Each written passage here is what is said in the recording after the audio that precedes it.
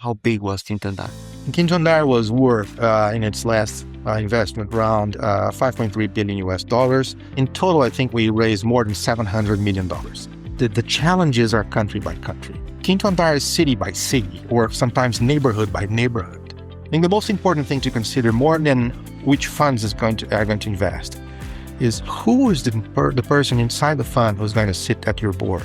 Having a good board helps a lot. Having an okay board doesn't help. Having a bad board is a disaster. I am 100% sure that in some years, maybe 10 years, we'll all have wireless electricity in our homes.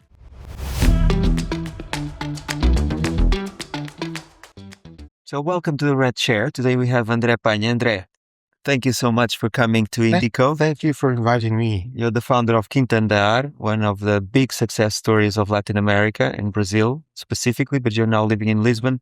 Tell us, where did it all start? Where were you born? What did you study? How did it all go? Stefan, I come from a state in Brazil called Minas Gerais, and I went to school in São Paulo, actually right outside São Paulo, in a university called Unicamp. And there I founded my first company, which didn't go right. It wasn't great. Usually happens. Yeah, I was 19 years old, right? Which year was this? It was 1999.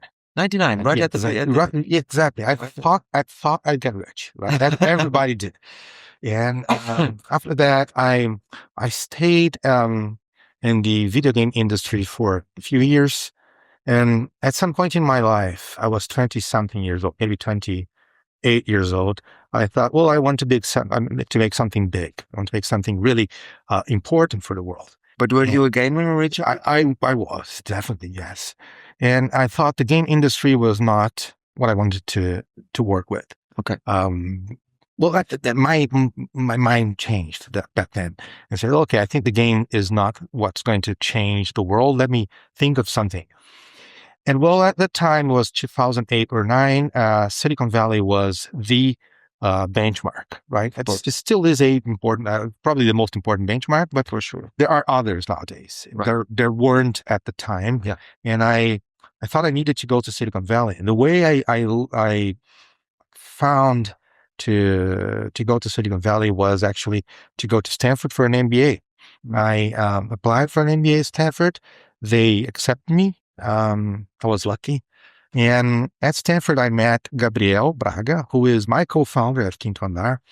And we started discussing what would be our next steps, which kind of company we would found, because we were there with the same goals, right? I want to found a company. I want to found something big. I want to create something big.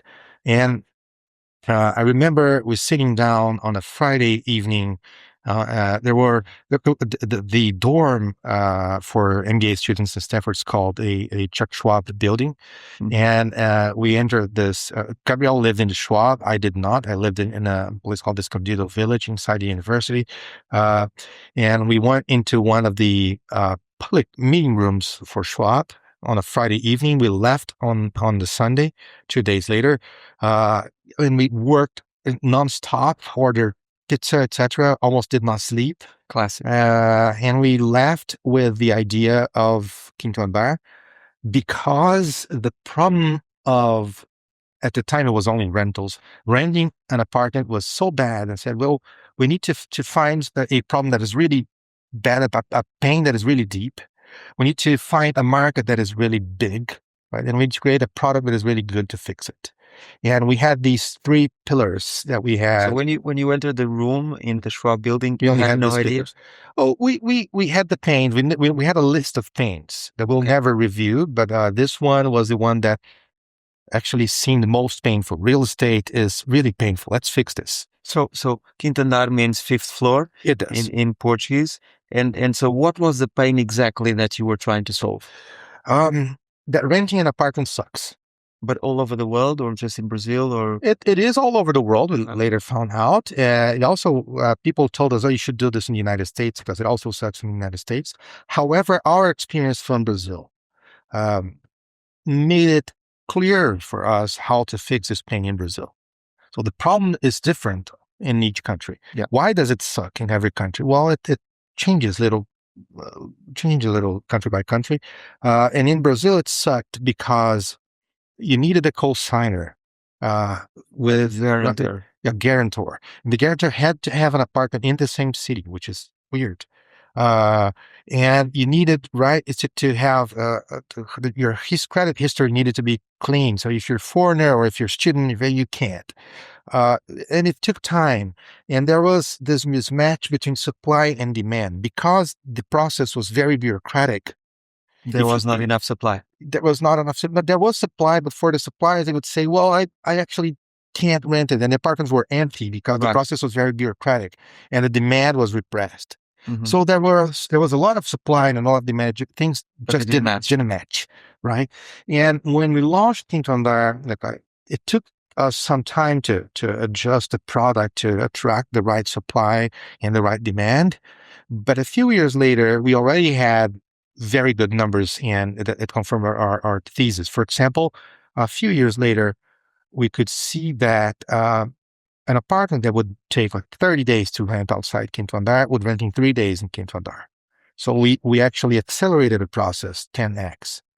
And that means more liquidity. How did you fix that bureaucratic problem? Well, one thing we learned with QuintoAndar is that we were not a lean company in terms of let's do just this part of the process. That the book of the let's say the very good book, by the way, the hype book at the time was Eric Ries's Lean Startup. Yeah. Just fix this specific, very specific, and we couldn't. Right, you had to fix a lot of things. We had to fix a whole process. So when the classifieds did not show good pictures, the apartments, the ads that were there sometimes were already rented. You get there, so this part is rented. Let's look at something else. So there was not transparency because the system was low. What we changed that. We also changed the rental process. We also changed credit analysis, which is nowadays done instantly. If you go to QuintoAndar and try to rent an apartment, if you for more than 70% of the people, you get the credit analysis in a second, and you can rent it. By the way, it's like booking a hotel room.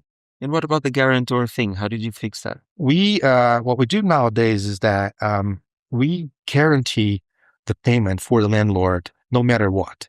We analyze the credit and we act as, well, we're going to guarantee that. There's an insurance behind, right? But that is invisible. You substituted the guarantor, the personal guarantor. You did it yourselves. We nowadays do it ourselves. We started with an insurance company, partner insurance company. Nowadays we have a kind of a reinsurance in that. Right. But what we do is that there's a guarantee that the landlord is going to get paid no matter what.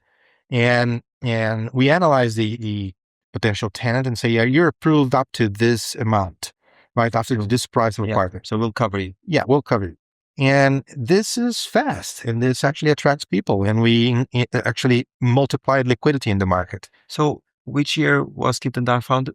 In 2012. 2012. Yeah. So now, and I stayed as CTO until 2024, like for a little more than 12 years. And so by the time you left, how big was QuintoAndar? QuintoAndar was worth, in its last investment round, $5.3 billion US. QuintoAndar, we don't say exact numbers, but the revenue is very significant. It's substantial. It's a profitable company, which is important. Which is important, right? And we generate cash. We're a profitable company. We grow. Maybe there's a chance to grow even more, but we grow more than significant double digits year over year nowadays. We're growing, especially in the city, I'll say second tier of cities nowadays in Brazil. São Paulo and Rio, we are growing, but we're growing even more in the second tier of cities. Yes, right. And we now operate in six countries. So we are in Brazil, and we have also operations, classifieds mostly, but operations in Mexico, and Peru, Ecuador, in Argentina, of course, and in Panama. So there's still huge opportunities to keep on growing, right? There's a huge opportunity to keep on growing, especially outside Brazil, but also in Brazil. So we do have a lot of opportunity in the other countries to grow. And I think the company has now methodology, technology, etc. So we have, let's call it an installed capability, right? Yeah. To Framework and a base. exactly, Yes. and to grow. So this is And what were the sort of like the main challenges during this period, at the beginning and more once the company was growing? well, bureaucracy is something weird, right? So challenge bureaucracy because there's a reason for the bureaucracy to be there, right? It's not something that people in there are going to create bureaucracy because of that. No. That's not how it Trying happens. to sort of protect someone or Yeah, so that works. It's just for a reason, right? And challenging that means we have to go around it and say, well, we'll solve this in another way, and that involves us changing people's understanding, people, right? Changing how people see the market. So it takes time and it takes longer than we thought it would take. So I stayed in the company more than 12 years and the company is still growing, still doing its homework. And if we enter new markets, we still have a lot of bureaucratic change. I stayed in 1.5 years in Mexico to bring the QuintoAndar model to Mexico. And I thought it would be much faster to do it there. You encountered other problems. Exactly. To do it there than we did in Brazil. But then I arrived in Mexico and I said, "Whoa, this is going to be tough, as difficult as it was in the beginning of Brazil." So there are different problems, different stages of online commerce development, etc. Access to internet, that's all different, and there was again a challenge. So the challenge for a company like QuintoAndar or for marketplaces that are very local, it's different. If you have Mercado Libre, for example, it's a company that we admire very much. Probably the biggest technology company in the Southern Hemisphere.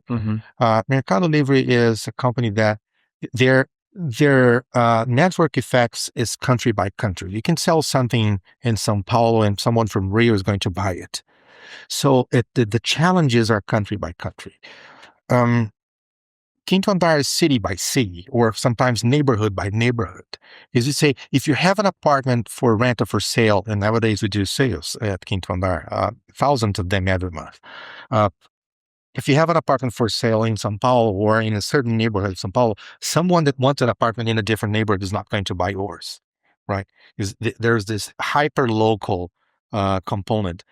And that makes the challenge more fragmented. That makes the whole challenge a bit slower. That is a difficult barrier to overcome. By the way, it works sometimes as a barrier to entry for other players as well. So someone who tries to copy QuintoAndar needs to focus on their local characteristics as well. And the companies I've seen trying to copy us had substantial difficulty. Well, that's why there's no other QuintoAndar out there. Yes, of course. And beyond sort of like the market by market challenge and the bureaucracy, in terms of building up the company, what were the main challenges you had? Well, I think this company, and nowadays with AI, it gets better. It already is getting better inside the company. There's the problem of being high touch company, heavy in operations. A lot of people, right? It means a lot of people. It means a lot of people in the company. A lot of people means a lot of mismatches of mismatches of opinions to consolidate or to hear or to consider it. And considering these lots of opinions also takes time and it's difficult. Managing a lot of people is much more difficult. Managing 10 people is more than 10 times more difficult than managing one person. Right. It's exponential. It's exponential. Right. It's quadratic or something like that. It's not linear at all. It's not linear. And this is the difficulty. QuintoAndar at some point had 4,000 employees. Oh my God. And right now we have about 3,000, 3 point something thousand, nearly 3,000. And the company is growing and grew from when it had 4,000. So it became more efficient. So these efficiencies, and by the way, AI is an important component of efficiency, makes this management easier and actually easier for the people who are there as well. Mm-hmm. Well, this is actually one important point in building a company this big, managing people. If I could build, what I tell entrepreneurs nowadays, if you can't build a company that does a lot with fewer people, do better. It's going to be much faster to scale. is going to be much easier to manage, and they're going to have fewer exceptions. That's not sure if they're going to have less complex exceptions, but you're certainly going to have fewer exceptions. Yes. And what about capital? Did you raise capital? At QuintoAndar, we raised capital. In the beginning, it was very difficult. Our first institutional investor came in 2015. We founded the company in 2012. So 2015, Kazette came. So we stayed 3 years with some angel money and some friends investing in us. And it was... They did well. They did well. Good for them. But we were very frugal, and that worked because of that. So we had, for the first 3 years... That was good also. About $400,000 US dollars in 3 years. It was just a little money, right? Especially for nowadays standards. Right. And later we raised a few considerable investment rounds. In total, I think we raised more than $700 million. And who were the main investors in these rounds? Series A was Kazakh, very good local investor. Series B was a group of investors from the United States, and they're very good and very close. And they're not a VC fund; they're more a hedge fund. Series C was done with General Atlantic. They're also very good and very close. Famous for doing very good investments all over the world. There are co-investors in one of our countries, in Brazil. So Series D was SoftBank, and Series E was... so Series B also had QED, by the way, at past. So the QED entered Series B with these investors from New York. And Series E was more recently came Ribbit in Series E. So these are the main investors. There are other funds. There are other funds that participate and help the company as well. And there are other funds that are under the radar and they just put the money in and they don't say much. Right. And was it, do you think this was a good idea in addition to the capital? Did they add value? Was it, what were they? I think they did. I think they did. Yeah. I think, Stefan, I think the most important thing to consider, more than which funds are going to invest, is who is the person inside the fund who's going to sit at your board. I think if you have to, that person has to understand your company and you have to like that person. Yeah. I think this is the single most important thing. That comes, of course, maybe the most important thing is the money, so you don't go bankrupt. The second most important thing then is who is the person who's going to come with this money? Because many times you have the option of having money from Fund A or Fund B, right? And sometimes Fund A is more famous than Fund B. Terms or sometimes they have better valuation terms, slightly better. It rarely happens that the market. It looks like the market speaks. There's a backstage and they speak. I rarely see very different valuation terms. Yeah. There are standards. There are standards, right? Exactly. They follow standards. They don't necessarily directly speak, but they speak in general terms. Yes. And they see what the others are doing, right? They're standards. So the terms are most times similar terms. So what the most important thing becomes, who is the person who's going to sit there? I think this is very, very important. And we're lucky at QuintoAndar to have a very good board. We have a very good board. They actually know what the company is doing. Their opinion is very strong. And we have these people who help us a lot. Yeah. Because we find that sometimes younger entrepreneurs believe that it doesn't matter more or less who are the investors, but it really makes a difference. I think there is an obsession with valuation. Look, I would like to be less diluted too, right? Of course. Everybody so looks QuintoAndar, especially in the seed money rounds before those few dollars in the beginning, it diluted us a lot, right, from little money, because we were a very risky business back then. Mm-hmm. If you look at what we were promised, of course. We said we would do what we have done. By the way, we kept our promise, but you never know, right? It could have gone wrong. I mean. It was very difficult to do. Yeah. So difficult. Guys took the risk. So difficult that there are not many copies of QuintoAndar out there, and there are many tentative copies. Right. So it's a difficult thing. So yeah, less dilution is good, but the obsession with valuation sometimes obfuscates us from making the company successful. And it involves having the right people around us. For sure. And at the board level is more important than what people think. Having a good board helps a lot. Having an okay board doesn't help. Having a bad board is a disaster. Makes the company go everywhere. Some people say to take you off your rails, by the way. Yeah, for this sure. is why I'm very careful. I don't advocate against it, but I'm very careful with corporate venture capital. Yes. Because CVC usually comes with a company, and the company has their strategy. Right, their interests. And it's not going to be the same. They're going to prefer their strategy to yours. Some CVCs, Qualcomm, by the way, Qualcomm is a co-investor at one of the rounds at QuintoAndar.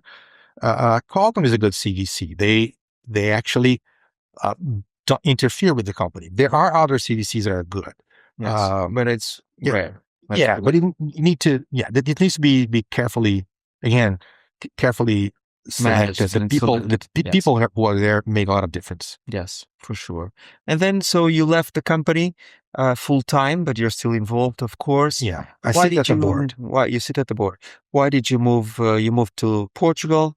Mm-hmm. Why did you do that? So I left the company. I was in Mexico for 1.5 years, and I had carefully placed a very good team to replace me as CTO, by the way. So the VP of engineering was doing the CTO job. And I saw this actually looks like a succession, a good succession, right? And so I had this team there. The company was doing well. And I decided to take advantage let me do something else with my life. And I actually communicated this internally in the company. And we did a very good transition the people who were actually doing the CTO job to actually be the CTO of the company, gave them a little bit more power, a little bit more responsibility. And I became a board member. Not only, I was a board member, I became only board member, right? I was not the CTO anymore. It was in late July 2024. And I had just moved to Portugal. I moved to Portugal during this transition process in early 2024. And I moved to Portugal because I wanted a more calm place to live. São Paulo is a vibrant city, but it's sometimes too vibrant. And there are a few problems of a big city that São Paulo has that Lisbon doesn't. Lisbon is a very good city, has all the good things of a capital, a European capital. Yeah, but it's a small city. You can walk around, you can ride. You're not afraid. I'm not afraid of anything. And then I'm kind of anonymous here, which is good. So it's a nice place to live with the family. So my decision for Portugal is to live in a comfortable country. Yeah. It's sunny. It's the weather is great. Food is great. Everything is good about Lisbon in this point of view. So we came. That's my decision. But you can never stop, right? So you're always thinking of new things, and we've looked at things together actually. And so what have you been up to? So I right after I left QuintoAndar, a company that I invested called now Antiwire, that was called IBBX at the time. We shifted the name of it. We have a product called IBBX, by the way, but it was a company that had a crazy and magnificent technology that allowed transferring electricity wirelessly, low power electricity. Nowadays 1.5 watt, but we believe it can go higher than that. And transferring this much power wirelessly means that these cameras could be charging their batteries right now. Wirelessly. It sounds like science fiction, right? It sounds like nowadays, but if you think Wi-Fi back then, it sounded like science fiction as well. For sure. Yeah. So, or maybe the mobile phone sounded like science fiction. Well, we have this technology, we have the patents around it. We want to build some sort of Qualcomm of wireless electricity. Qualcomm is a good benchmark because they have the standard for 3G, 5G, right, mobile the data technology, and they're probably the company with the biggest number of patents in the world, and they have this great way of managing the intellectual property. We want to become this company of intellectual property. So I stayed as CEO of this company for a little bit more than a year. we changed company strategy and the tactics. We reduced the number of people in this company, things you were talking about, to reduce complexity. Right. And now I returned the CEO position to the founder of the company, Fernando Destro, and I stay as a chairman of the company. And I think this company has a brilliant future. It's a difficult field. We have to make this a standard, our technology. I am 100% sure that in some years, maybe 10 years, we'll all have wireless electricity in our homes. Our technology, if we have a phone, it's going to be the phone, but our maybe ambient computing around us is all going to use wireless electricity. I'm positive, sure about that. What I'm not sure, but I'm battling for this to be sure, is that our standard is going to win. Right. Because there are a handful of companies out there doing wireless electricity. Right. And what I want to make sure is that we become this standard. And I'm very excited about that. Well, sounds very exciting. André, it was great to have you. Thank you so much for Thank you, Stefan. visiting us at Indico. Such a pleasure. Always a pleasure to meet you. Always good to talk to you, and very, very inspiring. And I hope you enjoy this episode with André Penha. Thank you. Thank you very much.